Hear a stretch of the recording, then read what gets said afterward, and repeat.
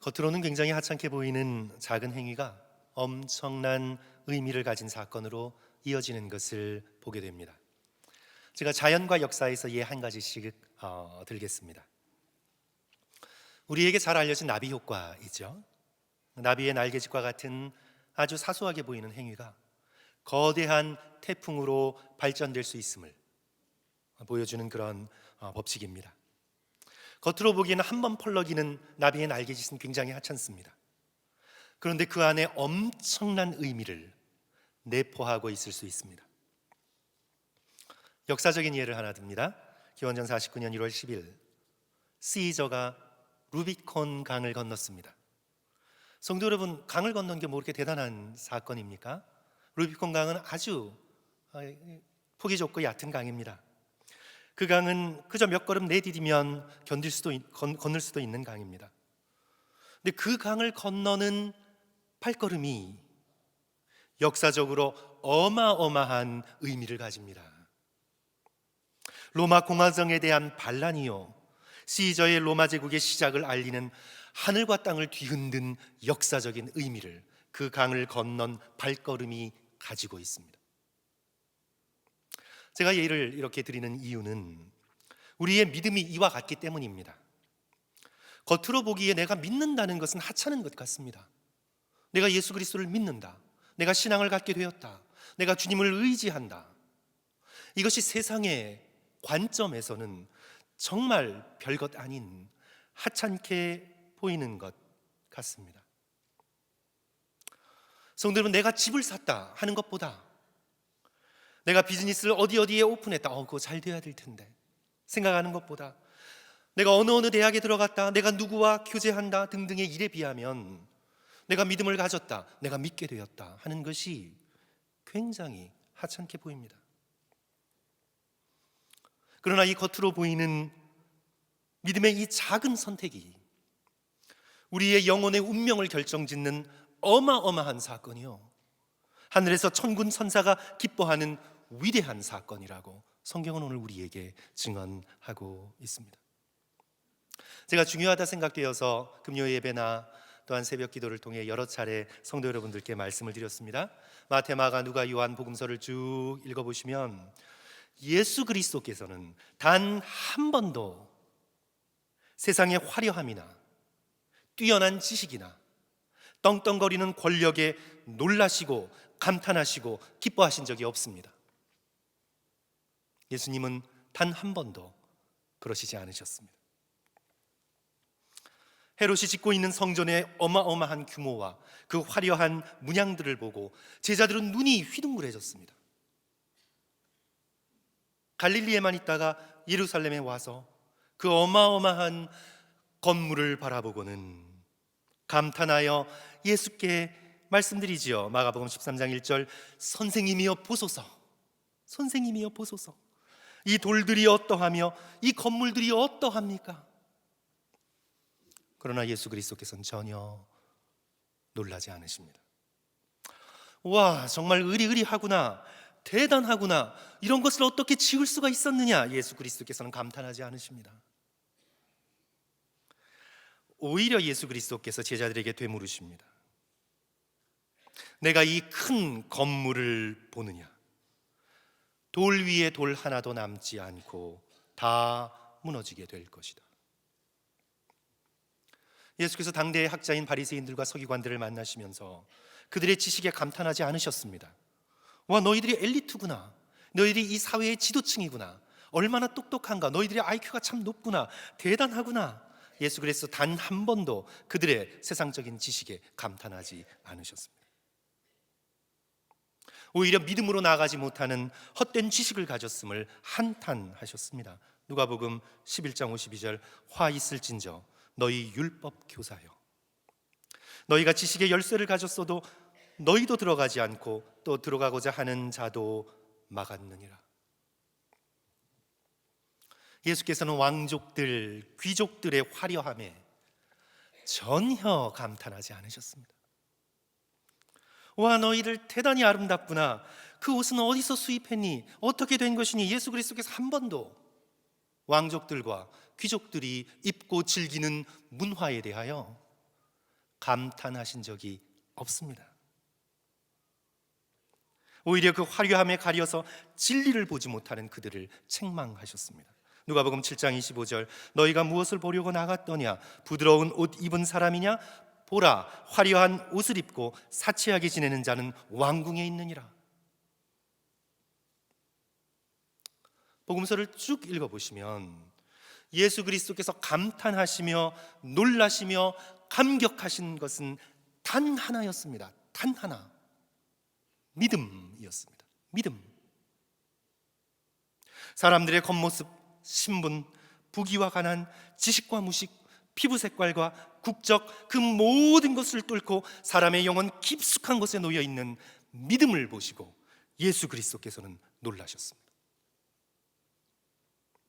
백부장을 가리키며 제자들에게, 사람들에게 이렇게 말씀하십니다. 내가 진실로 진실로 너희에게 이르노니 이스라엘 중 아무에게도 이만한 믿음을 내가 보지 못하였노라. 믿음을 보시고 감탄하셨습니다. 수로보니게 여인에게 말씀하십니다. 여자여, 내 믿음이 크도다. 내 믿음이 정말 크구나. 내 소원대로 될지어다. 혈류증을 앓던 여인, 그래서 예수 그리스도께 다가와 옷자락이라도 잡았던 그 여인을 향하여 예수 그리스도께서 말씀하십니다. 딸아, 내 믿음이 너를 구원하였으니 평안히 갈지어다. 예수님께 다가가 예수님을 붙들고 예수님께 엎드리고 예수께 간구하고 간절하고 구하는 절박한 믿음에 예수 그리스도는 놀라시고 감탄하시고 칭찬하시고 축복하셨습니다. 예수 그리스도와 하나님께는 믿음이 다른 어떤 것보다 이토록 중요한 것입니다. 세상이 보기에는 별것 아닌 것 같지만, 그러나 이 믿음이 하나님의 보좌를 움직이고 천사들의 경탄을 자아내며 그리스도의 마음을 감동시키는 것입니다. 그것이 바로 믿음입니다. 하나님께서 저와 여러분 사이에서 운행하시며 이 믿음을 찾고 계십니다. 사랑하는 성도 여러분, 믿음이 이토록 중요한 것이라면 우리는 어느 정도까지 믿어야 할까요? 우선 신앙생활을 하시면서 내가 적당히 믿겠다는 생각을 포기하십시오. 내가 적당히 믿겠다. 그저 지옥에 가지 않을 만큼 커트라인만 딱 넘기서 천국 갈 만큼만 내가 믿겠다. 이런 계산적인 믿음, 이런 적당히 믿겠다는 믿음을 포기하십시오. 만약 적당히 믿는 것이 우리의 목표라면요, 성도 여러분, 오늘 우리는 이 22장의 본문의 말씀을 읽을 필요 없습니다. 우리는 믿음의 조상 아브라함을 생각할 필요 없습니다. 아브라함의 믿음을 배울 필요도 없습니다.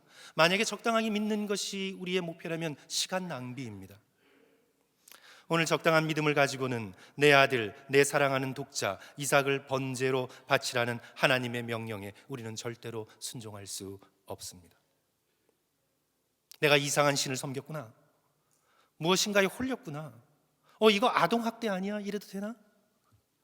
인신제사를 요구하는 원시적인 신이구나, 내가 잘못 알고 있었구나. 당장 짐을 싸고 이삭을 품에 안고 뒤돌아가서 옛 고향 갈대아 우르의 우상들을 섬기는 것이 낫다고 생각하여 하나님을 등지고 세상으로 돌아가게 됩니다. 오늘 이 22장에선 적당한 믿음이 설 곳이 없습니다. 적당한 믿음으로는 하나님을 기쁘시게 할 수 없고 예수 그리스도를 감탄하게 할 수 없습니다. 그리고 오늘 본문 22장 놀라운 축복을 받지도 못합니다. 성도 여러분, 16절과 17절 본문 말씀 범위에 벗어나 있지만 우리 성경을 찾으셔서 우리 함께 16절과 17절에서 하나님께서 아브라함에게 주시는 다시 이 놀라운 축복을 한번 기억해 보시기 바랍니다. 22장 16절 17절 우리 다 같이 한 목소리로 읽겠습니다. 이르시되, 시작. 이르시되 여호와께서 이르시기를 내가 나를 가리켜 맹세하노니 내가 이같이 행하여 내 아들 내 독자도 아끼지 아니하였은즉 내가 내게 큰 복을 주고 내 씨가 크게 번성하여 하늘의 별과 같고 바닷가의 모래와 같게 하리니 내 씨가 그 대적의 성문을 차지하리로다. 아멘. 아멘. 어떤 사람이 낚시를 하고 있었습니다. 낚시를 했는데 큰 물고기를 잡으면 전부 다 버리는 것이었습니다. 풀어주는 겁니다. 그리고 작은 물고기만 잡으면 통에다가 탁탁 넣었습니다. 엄청난 물고기가 잡혔습니다. 다시 그것을 풀어줍니다. 그리고는 조그마한 물고기가 걸렸습니다. 기뻐서 통에 넣습니다. 한 사람이 옆에서 그렇게 낚시하는 모습을 지켜보고는 왜 그런 식으로 낚시하는지 도무지 알 수가 없어서 물어보았습니다. 여보시게, 큰 물고기는 왜 잡지 않고 풀어주는 것이요? 낚시꾼이 대뜸 대답했습니다. 내가 가지고 있는 프라이팬이 지름 20cm밖에 되지 않소. 물고기가 20cm 넘으면 내 프라이팬에 들어가지 않아요. 그래서 버리는 것. 성도 여러분, 적당한 믿음을 가지려는 사람들의 마음이 이와 같습니다. 하나님께서는 우리의 믿음의 그릇을 크게 넓히셔서 감히 이 세상이 꿈도 꿀 수 없는 놀라운 축복을 그 믿음에 담아 주시기를 기뻐하시는데, 우리는 우리가 정해놓은 믿음의 분량만큼만 생각하므로 하나님께서 우리에게 주시고자 하시는 영원토록 놀라운 영적인 축복을 받아 누리지 못하고 있습니다. 그러므로 사랑하는 성도 여러분, 우리는 믿되 큰 믿음을 가지려 노력해야 합니다. 예수님께로부터 내가 신앙생활을 하되 주님께로부터 내 믿음이 크구나, 내 믿음이 크도다 칭찬받을 수 있는 믿음의 소유자가 되는 것을 우리 신앙생활의 목표로 하셔야 합니다. 바로 이 큰 믿음은 오늘 22장 본문에 나타난 아브라함의 믿음입니다. 저는 아브라함의 이 믿음을 살펴보면서 단지 크다라는 형용상으로 뭔가 부족한 느낌이 듭니다. 지극한 믿음? 그래서 조금 세속적인 표현을 쓰자면 믿음이 너무 크고 한계를 뛰어넘어 정말 어떻게 저렇게 지독하게 믿을 수 있을까? 독하다라고 표현할 정도의 그런 믿음? 지극한 믿음. 아브라함의 지금 이 믿음은 믿음을 밀어붙여서 한계를 뛰어넘어 끝까지 가는 믿음, 정말 지극한 믿음입니다. 오늘 본문의 아브라함을 보시기 바랍니다. 내 아들, 내 사랑하는 자, 내 독자 이삭을 내게 번제로 바치라는 하나님의 명령에 등 돌리고 하나님을 떠나가지 않고, 적당한 믿음은 반드시 떠나갑니다. 반드시 떠나갑니다. 그러나 떠나가지 않고 그 아들 이삭과 함께 하나님의 말씀에 순종합니다. 6절 말씀, 아브라함이 이에 번제 나무를 가져다가 그의 아들 이삭에게 치우고 자기는 불과 칼을 손에 들고 두 사람이 동행하더니 하나님께서 일러주신 그 산에 도달합니다. 제단을 쌓습니다. 사랑하는 아들 독자 이삭을 결박합니다. 그리고 10절, 손을 내밀어 칼을 잡고 그 아들을 잡으려고 하니, 죽이는 척한 것이 아닙니다. 잡으려고 하니 천사가 말립니다. 아브라함아, 아브라함아 부릅니다. 세상의 관점에서는 도무지 이해할 수 없는 이 지극한 믿음은 성도 여러분 어디서 온 것입니까? 아브라함은 하나님의 약속을 의지하되 적당히 의지한 것이 아니라 끝까지 한계를 넘어 극단적인 상황까지 밀어붙여 하나님의 약속을 붙들고 하나님의 선하심을 믿습니다. 그냥 믿을만 하니까 한번 믿어볼까? 믿으면 좋다니까 한번 그냥 믿어볼까? 사실 다른 방법이 없으니까 한번 믿어볼까? 하는 그런 적당한 믿음이 아니라, 누구나 그런 믿음에서 출발을 합니다. 그러나 이 믿음이 자라서 이제는 믿을 수 없는 상황 속에서도 하나님의 약속을 끝까지 밀어붙여 끝까지 붙들고 있는 이 지극한 믿음을 오늘 우리는 아브라함에게서 만나게 됩니다. 그리고 그 지극한 믿음이 도달하는 신앙의 자리가 바로 부활의 믿음입니다. 아브라함은 자신의 믿음을 밀어붙여서 어디에 도달하냐 하면 부활의 신앙으로 도달합니다.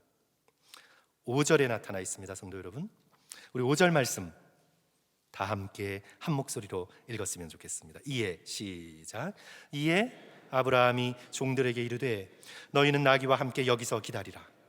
내가 아이와 함께 저기 가서 예배하고 우리가 너희에게로 돌아오리라. 성도 여러분, 어떤 표현이 눈에 띄십니까? 우리가. 우리가 돌아올 것이다. 이삭을 번제로 바쳐 죽은 상태로 내놓고 내려오려면 우리가라고 얘기하면 안 되죠. 어떻게 해요? 내가 돌아오리라. 그러나 우리가 돌아올 것이다. 나 아브라함뿐만 아니라 이삭도 돌아올 것이다. 아브라함의 이 믿음이 어디까지 이르냐 하면, 내가 하나님의 말씀에 순종하여 이삭을 죽여 바쳐도 어떤 방법으로든 하나님은 약속을 지키시며 이삭을 살리실 것이다. 우리가 돌아올 것이다. 부활의 믿음에 당도하게 됩니다. 왜냐하면 하나님은 선하신 분이기 때문입니다. 하나님은 신실하신 분이시기 때문입니다. 하나님께서는 주신 약속을 끝까지 지키시는 분이시라고 굳게 믿었기 때문입니다. 하나님께서 아브라함의 인생 가운데 여러 번 나타나셔서 약속하고 약속하셨습니다. 이삭을 통해 하늘의 별처럼 바닷가의 모래알처럼 내 후손을 많게 하리라고 실망하고 믿지 못하고 연약한 아브라함을 일깨우시면서 끊임없이 말씀하시고 약속하셨습니다. 이제 아브라함은 이 약속을 붙들고 믿고 한계를 뛰어넘어 끝까지 나아갑니다. 그래서 나는 이해할 수 없지만 지금 이삭을 하나님의 말씀에 순종하여 번제로 바쳐도 하나님께서는 어떤 방식으로도 이삭을 살리셔서 당신의 약속을 끝까지 지키실 것이다. 우리가 반드시 돌아올 것이다. 부활의 믿음을 품습니다. 누가 가르쳐준 것도 아닌데 부활의 믿음을 품습니다. 놀라운 믿음입니다. 큰 믿음입니다. 극단적인 믿음입니다. 지극한 믿음입니다. 믿음장인 히브리서 11장은 17절, 18절, 19절에서 아브라함의 이 부활 신앙을 아주 깨끗하게 정리합니다. 아브라함은 시험을 받을 때에 믿음으로 이삭을 드렸으니 그는 약속을 받은 자로 돼 그 외아들을 드렸느니라. 약속을 받았지만 드렸습니다. 그에게 이미 말씀하시기를 내 자손이라 칭할 자는 이삭으로 말미암으리라 하셨으니 그가 하나님을 능히 이삭을 죽은 자 가운데서 다시 살리실 줄로 생각한지라.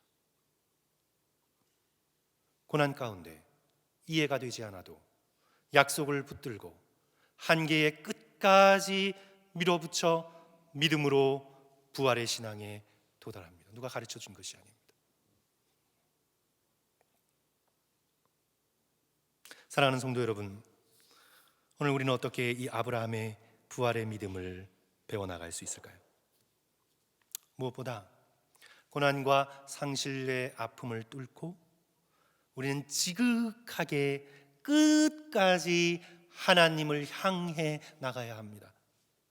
하나님을 등지어 나가지 말고 벗어나지 말고 하나님을 향해 끝까지. 적당한 믿음은요, 좀 고난이 닥쳐오고 내가 생각했던 대로 일들이 되어지지 않고 인내의 어두운 밤을 지나려고 하면 이 적당한 믿음은 하나님을 등지게 되어 있습니다. 그리고 세상을 기웃거리게 되어 있습니다. 그래서 하나님을 믿는 것도 아니고 세상을 가는 것도 아니고 덥지도 차지도 않은 믿음으로 평생을 그렇게 신앙생활을 하게 되어 있습니다. 그러나 이 부활의 믿음은 고난과 상실과 아픔의 순간에 그것을 뚫고 한계를 뚫고 끝까지 밀어붙여 더욱 하나님께로 가까이 걸어 나아갑니다. 아브라함은 이삭을 데리고 하나님께로 나아갑니다. 모리아 산을 오릅니다. 번제단을 쌓습니다. 하나님을 등지지 않고 고난과 혼돈 속에서도 하나님 앞에 나아갑니다. 욥의 위대함이 어디 있습니까, 성도 여러분? 형통할 때뿐만 아니라 이루 말할 수 없는 고난 중에도 하나님 앞에 죄를 뒤집어 쓰고 옷을 찢고 하나님을 등지고 걸어나가는 것이 아니라 하나님 앞에 가까이 나아가 하나님 앞에 머물며 하나님을 향해 한탄하고 기도하고 부르짖고 외치고 있습니다. 하나님을 저주하고 죽으라는 아내의 독설에도 욥은 그렇게 할 수 없었습니다. 오히려 그는 나는 나의 가는 길을 오직 그가 하시나니 그가 나를 단련하신 후에 내가 정금같이 나아갈 것이라고 고백합니다. 하나님 앞에 끝까지 나아가는 지극한 믿음을 욥이 보여주고 있죠. 우리가 잘 아는 신약의 수로보니게 여인의 믿음이 어찌하여 큰 믿음입니까? 그녀의 믿음이 어찌하여 큰 믿음입니까? 딸을 고쳐달라는 청원에 예수 그리스도께서 거절하시지요. 자녀의 떡을 취하여 개에게 던짐이 마땅치 아니하도다. 이방인이라고 예수 그리스도께서 그렇게 말씀을 하십니다. 시험이시죠. 테스트이십니다. 이 예수님의 거절에 부딪혀 민족적으로 모욕당했다고 생각하여 분노하고 예수님을 등지고 떠나가는 것이 마땅한 상황입니다. 적당한 믿음을 가지고 있으면 당연히 그렇게 갑니다. 그러나 수로보니게 여인의 믿음이 큰 이유는 예수 그리스도의 이 거절에도 불구하고 주님께 더 가까이 나아갑니다. 더 가까이 나아갑니다. 주여 옳습니다. 주여 당신의 말씀이 옳습니다. 하지만 상 아래의 개들도 아이들이 먹던 부스러기를 먹고 사나이다. 예수 그리스도께서 이 고백에 감동하셨습니다. 예수 그리스도께서 세상의 화려함이나 세상적 지식이나 권력에 한 번도 감동하신 적이 없는데 이 수로보니게 여인의 이 믿음에 예수 그리스도께서 마음이 움직이셨습니다. 감동하셨습니다. 여자여, 내 믿음이 크도다. 내 믿음이 크도다. 내 소원대로 될지어다. 사랑하는 성도 여러분, 우리는 적당히 믿기로 미리 마음속에 계산하고 정하지 마시고 이 세상에 한 번뿐인 이 신앙의 삶, 믿음의 삶을 고난을 뚫고 끝까지 지극한 믿음으로 하나님께 나아가겠다 결단하시는 저와 여러분 되시기를 주님의 이름으로 간절히 축원합니다. 저는 오늘의 말씀을 교회 오빠 이관희 집사님을 소개하는 것으로 오늘의 말씀을 마치고자 합니다. 우리 부목사님이 주셔서 제가 읽게 되었는데요, 그야말로 성도 여러분 읽는 내내 충격적이었습니다. 성도들께서 한번 읽어보시면 좋겠는데, 일단 글씨가 너무 커요. 글씨가 크고 사진도 많아요. 그래서 딱 쥐고 2시간만 앉아 계시면 앉은 자리에서 다 읽으실 수 있습니다. KBS 다큐멘터리로 만들어졌고 또한 영화로도 만들어져서 상영이 작년에 되었습니다. 우리 로스앤젤레스에서도 상영이 되었던 것으로 알고 있습니다. 그래서 많은 반향을 불러일으켰습니다. 이 책의 저자는 기독교인이 아닙니다. KBS PD, 믿는 분이 아닙니다. 그럼에도 불구하고 이관희 집사의 삶과 죽음의 모습을 다큐멘터리로 추적해가면서 이 책을 썼습니다. 명문대를 나와서 한국 최고의 직장에 인정받고 결혼하고, 그리고 결혼한 지 3년 만에 딸을 낳은 지 한 달 후에 뜻하지 않은 진단을 받습니다. 직장암 4기라는 진단을 받습니다.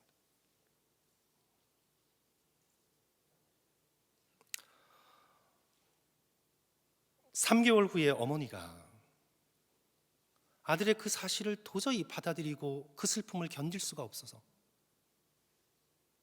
3개월 후에 어머니가 스스로 목숨을 끊습니다. 그런데 비극은 거기서 끝나지 않습니다. 어머니가 돌아가신 지 4개월 후에 아내 오은주 집사님도 혈액암 4기의 진단을 받습니다. 성도 여러분, 현대판 욥입니다.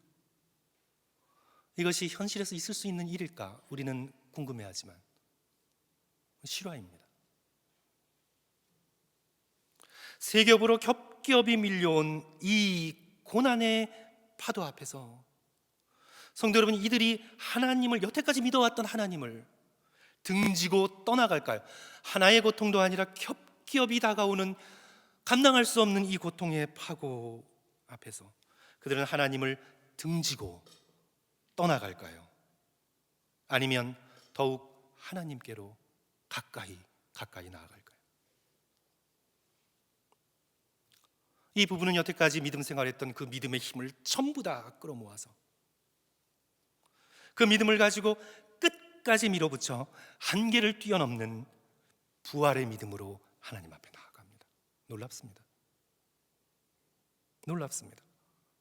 제가 이 책을 읽는 동안 어떻게 저렇게까지 지극히 믿을 수 있을까? 책을 읽는 내내 충격을 받았습니다. 대장암 4기 선고를 받은 후에 이관희 집사님이 자신의 묵상일기, 큐티일기에 이렇게 씁니다.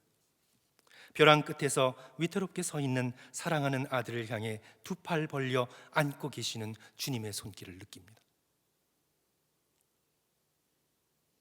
혈액암 4기 아내와 함께 둘 다 고통스러운 항암 치료를 끝내고, 그리고는 함께 큐티 묵상집을 붙들고 부부가 서로 큐티를 하며 깨달음을 나누는데, 어떤 깨달음을 나누냐 하면,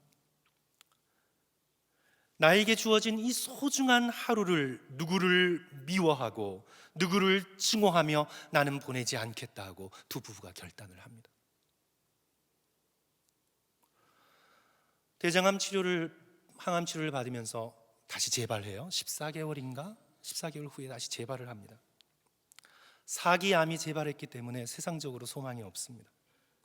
그래서 그 재발의 소식을 듣는 순간 잠깐 절망했지만 다시 영적으로 회복하여 이관희 집사님의 아내에게 이렇게 말합니다.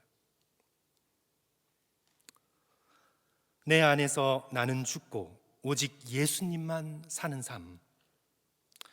생과 사의 갈림길에 서 있는 나나 은주나 우리는 그것을 할 수 있어. 우린 그걸 할 수 있어.